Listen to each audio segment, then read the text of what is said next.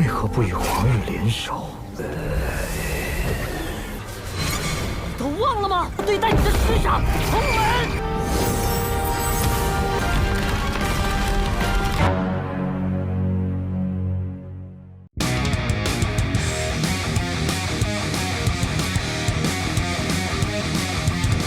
Halo guys, kembali lagi bersama Mimin di channel Nafilm. Bagaimana kabar kalian hari ini? Semoga masih diberi kesehatan ya. Dan pada video kali ini, Mimin hadir kembali untuk meneruskan alur cerita dari Babang Xiahou dalam Perfect World episode terbaru, yaitu Perfect World episode 140. Yang mana pada Perfect World episode 140 ini menceritakan Xiahou yang mendapatkan ujian, bahkan ujian ini sangat menguras emosi Xiahou. Dan bahkan kita akan tahu siapa guru Xiahou di alam atas ini. Dan seperti apa alur cerita selengkapnya, jangan lupa pencet tombol like dulu jika kalian suka. Dan kita langsung saja masuk ke alur ceritanya.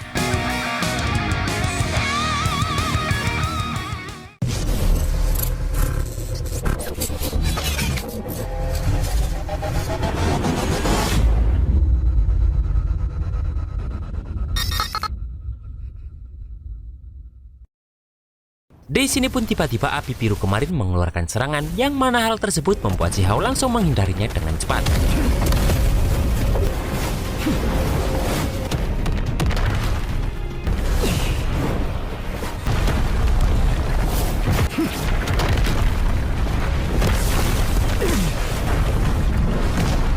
Namun setelah ledakan yang dahsyat tersebut, di sini Xiahou baru menyadari jika ada sesuatu yang muncul ketika keruntuhan tadi. Yang mana ternyata barang tersebut adalah batu yang dapat dengan mudah menghancurkan penghalang hukum milik Xiahou, bahkan ada 5 jimat ilahi. Dan karena merasa semua itu adalah barang bagus, Xiahou pun akhirnya memutuskan untuk menyimpan benda tersebut.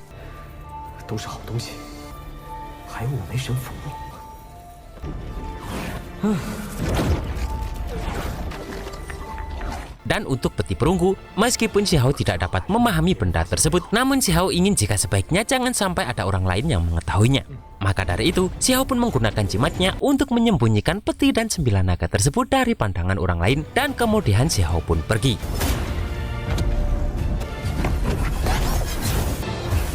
Xiahou pun pergi sampai ke Akademi Tianxian, yaitu Akademi Heavenly Immortal. Dan karena Xiahou tak mendapatkan petunjuk tentang emas immortal 7 warna, maka cara satu-satunya untuk mendekati teratai suci petaka hanyalah dengan masuk ke Akademi Tianxian dan mencari peluang. Tiba-tiba semua murid langsung bersujud melihat sesosok orang tua yang muncul, yang mana kemunculan orang tersebut karena ternyata terdapat seseorang yang telah diakui oleh warisan immortal sejati di tempat itu. Dan mereka berpikir jika mungkin orang yang dimaksud adalah Feng Wu. Saat mulai memasuki Akademi Tianxian, di sini Xiahou melihat 2 murid yang sedang berdiri di situ. Dan dengan cepat Xiahou pun bertanya kepada mereka apa warisan immortal sejati yang barusan dibicarakan semua orang.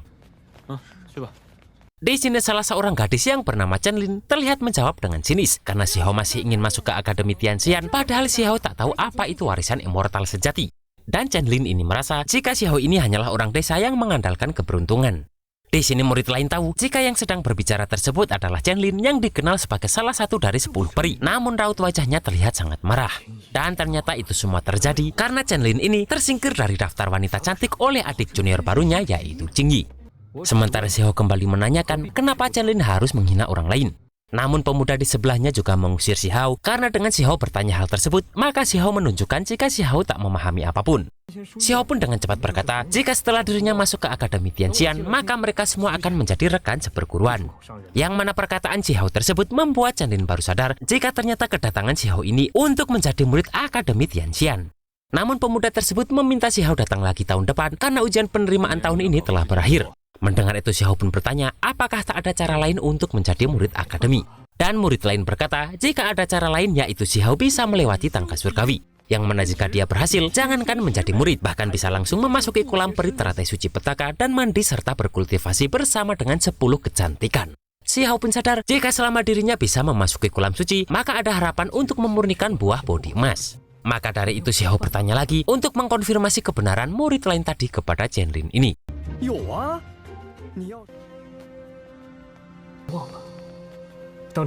Tak lama kemudian Xiahou pun langsung menjalani ujian tangga surgawi yang disaksikan oleh para murid.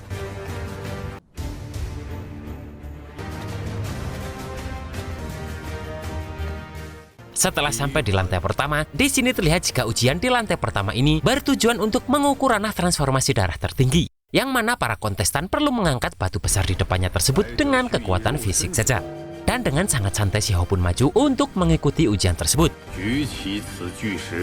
Sementara di tempat lain, Feng Wu dan Jing Yi mendengar lonceng berbunyi, yang mana hal itu menandakan jika orang yang mengikuti ujian tangga surgawi ini sudah berhasil melewati lantai pertama. Dan ternyata mereka berdua khawatir jika orang yang sedang mengikuti ujian ini berhasil, dan terpaksa mereka berdua harus mandi bersama orang tersebut di kolam peri. Dan karena orang tersebut sudah berhasil melewati lantai kedua, di sini mereka berdua pun langsung menuju tangga surgawi untuk melihat keadaan sebenarnya. Sementara di tempat itu, terlihat Xiao ini sudah berhasil di lantai 6. Dan ujian Xiao di lantai 6 ini harus melepaskan rantai suci di tubuhnya, yang mana rantai tersebut adalah rantai dari ranah Venerable.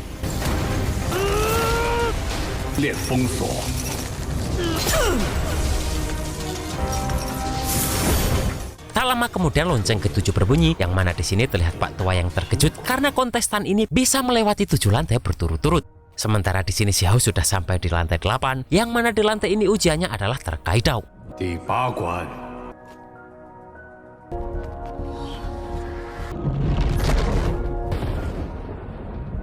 Di sini terlihat muncul lentera dengan api biru sambil terdengar pertanyaan apa itu yang disebut Dao. Tan Xiao hanya punya satu kesempatan untuk menjawab pertanyaan ini, dan jika salah maka akan langsung dibakar api ilahi.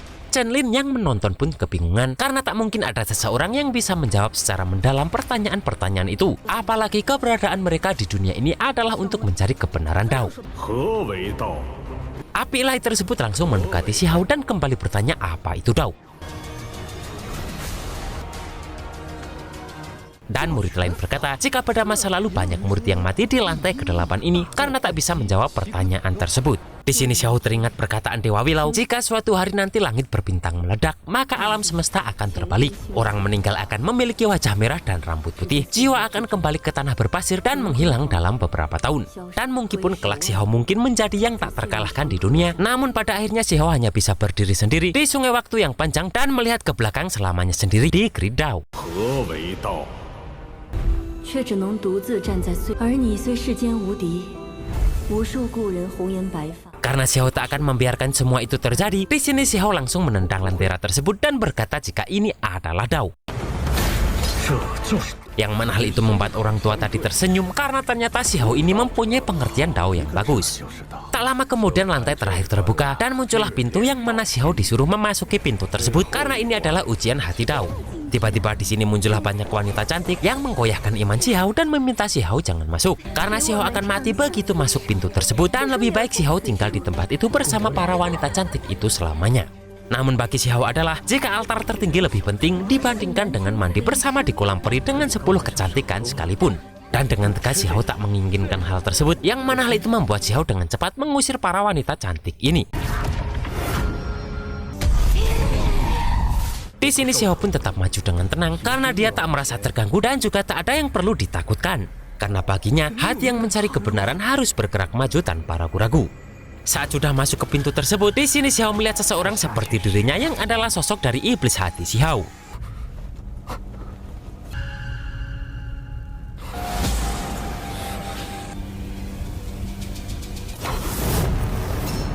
Iblis hati itu bertanya, kenapa Xiao tak bekerja sama dengan Huan Yu untuk menyatukan 8 domain di alam bawah dulu. Namun dengan tegas Xiao menjawab, jika banyak orang di alam bawah yang perlu Xiao lindungi. Kemudian iblis hati berkata, jika seharusnya Xiao memanfaatkan kesempatan itu agar semua orang yang mengejek Xiao menjadi memujanya. Namun bagi Xiao asli, dirinya tak mempunyai kualifikasi untuk memanfaatkan hal tersebut dan memanfaatkan semua makhluk hidup. Sementara sejak penciptaan langit dan bumi, semua makhluk hidup dirawat oleh langit dan bumi.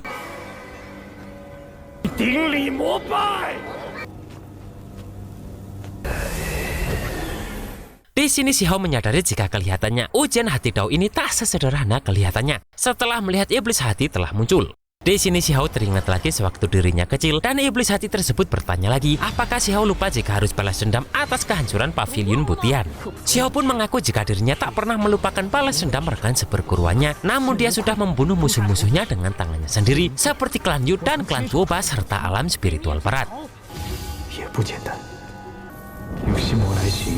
Iblis hati pun kembali menanyakan bagaimana dengan Gunung Nanyun dan Yuzimuk. Dan bagi iblis hati, Xiao ini penuh dengan kebajikan dan kebenaran, tapi melepaskan musuh untuk keegoisannya sendiri.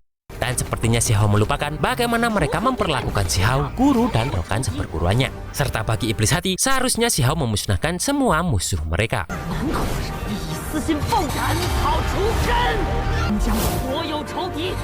Namun menurut Xiao, balas dendam sama saja belum terlaksanakan jika dirinya harus membunuh orang tak bersalah seperti mereka. Dan baginya itu bukanlah balas dendam, melainkan memulai perselisihan. Mendengar itu, di sini iblis hati kedua ini langsung saja musnah lagi. Xiao pun terus maju dan kini tubuhnya berubah lagi menjadi saat dirinya masih kecil. Iblis hati ketiga pun muncul lagi dan bertanya mengapa dirinya perlu membantu orang lain ketika mereka menderita, sementara tak ada yang membantu Xiao saat tulang tertingginya dipotong. Dan bagi iblis hati, sudah menjadi hukum alam jika yang lemah dimakan yang kuat. Xiao pun kembali menjawab kenapa mereka harus merawat kebencian padahal itu tak sejalan dengan jalan surga. Dan Xiao kembali bertanya, apakah iblis hati rela membiarkan seseorang bertindak sesuka hati? Misalnya sekarang ini ada master setingkat ketua faksi muncul di sini dan lebih kuat dari dirinya. Setelah perkataan Xiao tersebut, di sini iblis hati ini musnah total dan bahkan pintu tersebut langsung hancur. Yang mana hal tersebut membuat Xiao berhasil melewati semua tangga surgawi. 你愿任他予取予，实力远强于你。 Namun di sini Xiao malah terfokus kepada Jingyi yang ternyata berada di tempat itu juga. Yang mana hal tersebut akan Xiao gunakan untuk bertanya lebih banyak tentang situasi Akademi Tianxian kepada Jingyi. Tak lama kemudian muncullah orang tua tadi yang ternyata bernama Ji Daolin, sang penerus Dojo Supreme ketua faksi. Yang mana kedatangannya ini dibarengi dengan kabut tebal yang menutupi tempat itu. Karena Xiao sudah berhasil menaiki tangga surgawi, maka beliau mengundang Xiao untuk memasuki dojo miliknya. Mendengar itu Xiao langsung tahu jika sepertinya Ji Daolin ini adalah dekan Akademi Tianxian. Maka dari itu Xiao meminta izin agar Daolin ini mengizinkan Xiao berendam di kolam suci selama beberapa hari setelah bergabung. Daolin pun berkata jika setelah Xiao memasuki dojo miliknya, maka Xiao dapat dengan bebas memasuki kolam peri. Namun beliau tetap berharap agar Xiao tak terlena dengan wanita di sana dan tidak melupakan kultivasi Xiao. Namun Xiao pun meyakinkan beliau jika tujuan Xiao adalah mencari kebenaran dan tak ada niat lain. Mendengar itu, di sini Daolin ini pun langsung mengajak Xiao masuk ke dalam portal.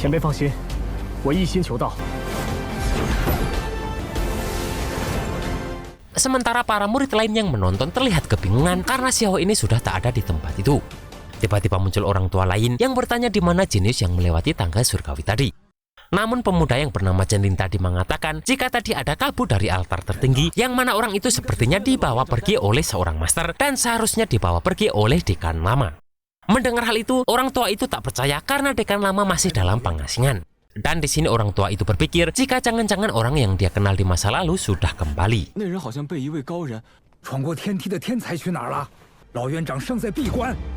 Sementara itu Xiao ini sudah dibawa Daolin ini ke dalam dojo supreme atau dojo tertinggi. Yang mana setelah melihat itu Xiao bertanya apakah tempat ini bukanlah berada di Akademi Tianxian.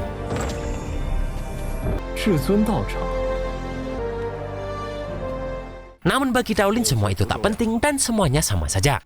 Kemudian Daolin pun meminta Xiao mengikuti ucapannya yang mana ucapan tersebut berisi sumpah Xiao menjadi murid dojo ini. Dan saat Xiao berkhianat, maka akan terkena hukuman langit dan jatuh ke dalam petaka abadi. Mendengar sumpah itu, di sini Xiao malah berpikir jika sepertinya itu seperti geng yang menyimpang, karena isi sumpah itu terdengar begitu kejam. Namun dengan cepat Daolin menyuruh agar Xiao ini cepat bersumpah. Karena hal tersebutlah, di sini dengan cepat Xiao ini bersumpah seperti yang diucapkan Daolin tadi. Yang mana sumpah Xiao ini langsung tertulis otomatis ke dalam gulungan yang dibuka Daolin tadi. Karena mendengar Xiao sudah bersumpah, di sini Daolin sangat senang karena berarti Xiao tak akan pernah berkhianat.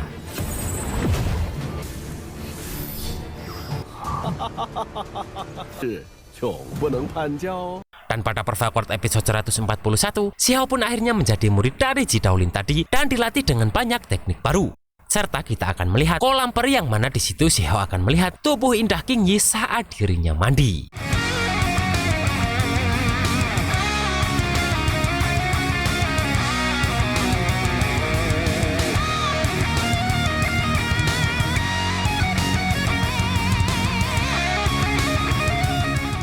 Dan itulah guys, alur cerita Perfect World episode 140 ini. Beuh, kirain Mimin ujian di alam atas sudah berhenti. Ternyata masih ada ujian lagi yang mengingatkan Xiao ke masa lalu. Dan bagaimana kesulitan Xiao saat dilatih Daolin sang guru barunya tersebut, kita tunggu saja di Perfect Wolf episode 141. Akhir kata, maafin Mimin jika suara rekaman ini banyak kresek-kreseknya karena tiba-tiba hujan deras turun, serta Mimin berpesan agar kalian tetap semangat karena akhir tahun sudah menanti. Dan see you next episode. 练封锁。